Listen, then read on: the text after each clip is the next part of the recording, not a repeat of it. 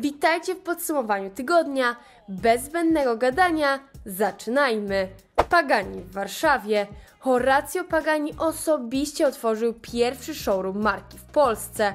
To wydarzenie zapisze się w historii polskiej motoryzacji. 9 maja w Warszawie otwarto pierwszy w Europie Środkowej salon Pagani. Wydarzenie uświetnił sam Horacio Pagani, twórca jednej z najbardziej ekskluzywnych marek hipersamochodów na świecie. Nowy obiekt Pagani of Warsaw powstał przy ulicy Wirażowej 21 i jest częścią konceptu La Squarda, miejsca, w którym sztuka, design i motoryzacja spotykają się w unikalnej formie. Klienci mogą tu nie tylko obejrzeć najnowszy model Utopia, ale też skonfigurować własne auto w zaawansowanym systemie wizualizacji i skorzystać z autoryzowanego serwisu. To 6. salon Pagani w Europie i pierwszy w tej części kontynentu. Warszawa dołączyła do prestiżowego grona miast takich jak Monako czy Kopenhaga. Dla Pagani to nie tylko kolejna lokalizacja, ale strategiczny krok w rozwoju marki na rynkach Europy Środkowo-Wschodniej. Czy Polska stanie się nowym punktem na mapie świata hipersamochodów? Wszystko na to wskazuje. Kupiłeś auto z mocą ponad 1500 koni, a producent zdalnie ją obciął niemal o połowę. Tak, właśnie Xiaomi potraktowało właścicieli SU7 Ultra, brutalnie odcinając im 648 koni i zostawiając zaledwie 900. Dlaczego? Bo uznało, że kierowcy muszą najpierw zdać egzamin z umiejętności jazdy. I to nie byle jaki. Trzeba było wykręcić odpowiedni czas na torze, żeby dostać pełną moc auta. Pomysł wywołał burzę, właściciele wściekli się nie na żarty, a Xiaomi pod presją zrezygnowało z ograniczeń. Cała akcja pokazała jednak, jak bardzo producenci mogą zdalnie kontrolować Twoje auto, a przecież SU7 Ultra to nie byle co. 3 silniki, setka w 0,2 sekundy i cena, która miażdży konkurencję. Ale czy to wciąż Twoje auto, jeśli producent może Ci je przyspieszyć jednym kliknięciem? Dajcie znać w komentarzu. Mercedes AMG GT APX GT Edition. Samochód stworzony dla zespołu, który nie istnieje. Mercedes zaskakuje jak nigdy. Oto AMG GT APX GT Edition, którego powstanie jest hołdem dla fikcyjnego teamu wyścigowego z hollywoodzkiego filmu F1, w którym główną rolę gra Brad Pitt. Film wchodzi na ekrany już w czerwcu, a jego akcja rozgrywa się w samym sercu padoków Grand Prix z udziałem prawdziwych kierowców F1. Auto zachwyca czarno-złotą karoserią, 21-calowymi felgami, efektownym pakietem aerodynamicznym i charakterystycznym motywem zebry na tyle. W środku złote przeszycia, system Burmester 3D i kubełkowe fotele z plakietką edycji specjalnej.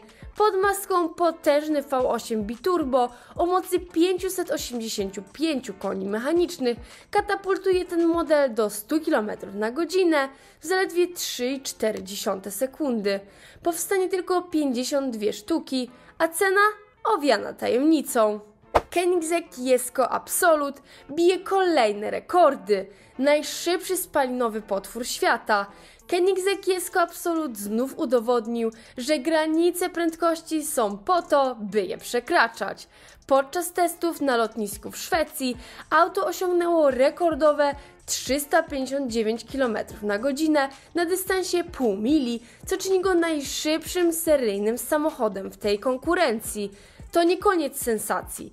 Jesko pokonał dystans 400 metrów w 8,88 sekundy, zostawiając w tyle wszystkie spalinowe auta produkcyjne, w tym Dodge Challengera SRT Demon 170. Szybsze są jedynie elektryczne bolidy, jak Rimac Nevera czy Pininfarina Battista. Serce Jesko to 1600-konne V6, współpracujące z rewolucyjną 10-biegową skrzynią Lightspeed Transmission. Od 0 do 100 km na godzinę rozpędza się w 2,79 sekundy, mimo braku napędu na 4 koła i hybrydowych wspomagaczy. to dopiero początek. Christian van Koenigsegg zapowiada, że Jesko ma potencjał na osiągnięcie 530 km na godzinę. Pozostaje tylko znaleźć tor, który pozwoli na realizację tej ambicji. Toyota Corolla Cross po liftingu. Kluczowa wada wreszcie poprawiona. Popularna Corolla Cross, której europejska sprzedaż w 2024 roku przekroczyła 54 000 egzemplarzy, właśnie przeszła odświeżenie. Już na pierwszy rzut oka widać nowy, ostrzejszy front z węższymi reflektorami LED i przeprojektowanym grillem. Tył zyskał nowoczesne lampy w stylu RAV4 oraz nowe kolory lakieru i wzory felg. Największa zmiana? Wyciszenie. Toyota zastosowała dodatkowe wygłuszenia i trójwarstwowy panel oddzielający silnik od kabiny, co ma znacząco poprawić komfort jazdy. W środku czeka większa kontrola centralna, ładowarka indukcyjna, przesuwany podłokietnik i nowoczesne multimedia. W ofercie debiutuje też wersja GR Sport z obniżonym zawieszeniem, sportowym grillem i 19-calowymi felgami. Co najciekawsze, dostępny napęd na 4 koła i nowy tryb Extra Snow. Pełna specyfikacja i ceny już latem. Ferrari 296 Speciale, najlżejszy i najmocniejszy potwór z Maranello. Ferrari znów podnosi poprzeczkę. Po 4 latach od debiutu 296 GTB włoska marka prezentuje wersję Speciale, prawdziwy prezent dla fanów prędkości i torowych emocji. Pod maską ukryto 3-litrowy V6 z 2 turbinami wspierane silnikiem elektrycznym. Efekt? 880 koni i tytuł najmocniejszego tylnonapędowego Ferrari w historii. Ale to nie tylko moc. Speciale przeszło dietę. Dzięki lekkim materiałom jak tytanowy wydech czy włókno węglowe auto zrzuciło 60 kg. Aerodynamika również przeszła metamorfozę. Nowy dyfuzor, aktywny spoiler i specjalne opony Michelin zapewniają 435 kg docisku przy 250 km na godzinę. W środku króluje Alcantara i karbon, a kokpit zachwyca minimalizmem i funkcjonalnością. Cena? 407 000 euro za coupé i 462 000 euro za Spydera. Ferrari 296 Speciale to maszyna stworzona, by zachwycać i pustoszyć portfele.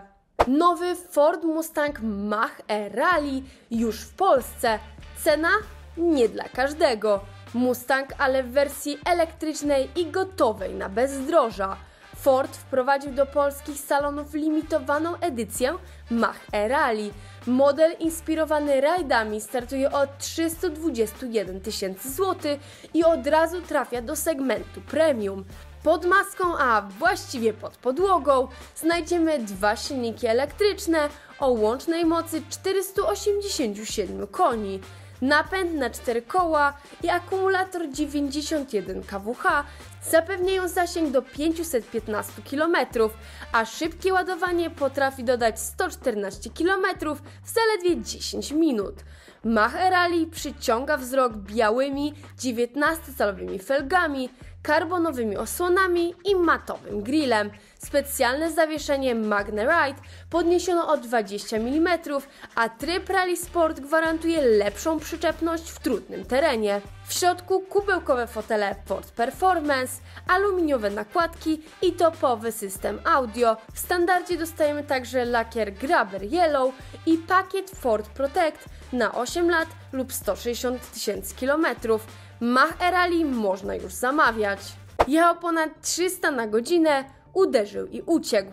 Teraz wraca, ale nie z własnej woli. Sebastian M., sprawca wypadku na A1, który w 2023 roku zabił całą rodzinę, trafi wreszcie przed polski sąd. Sprawa od początku wzbudzała ogromne emocje. Luksusowe BMW, śmierć rodziców i dziecka, a potem nagłe milczenie służb i ucieczka sprawcy do Dubaju. Przez miesiące pojawiały się zarzuty o tuszowanie dowodów i układy z policją.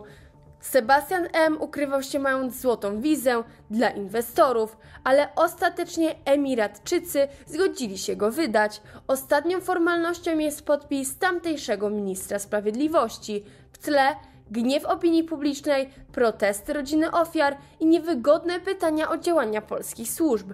Po niemal 2 latach od tragedii z A1 nadchodzi moment, na który czekało wielu. Odpowiedzialność przed sądem. Dziękuję bardzo za oglądanie, zapraszam do subskrypcji, ponieważ na 90 000 robimy konkurs, w którym warto brać udział i do zobaczenia w kolejnym odcinku Moto Newsy.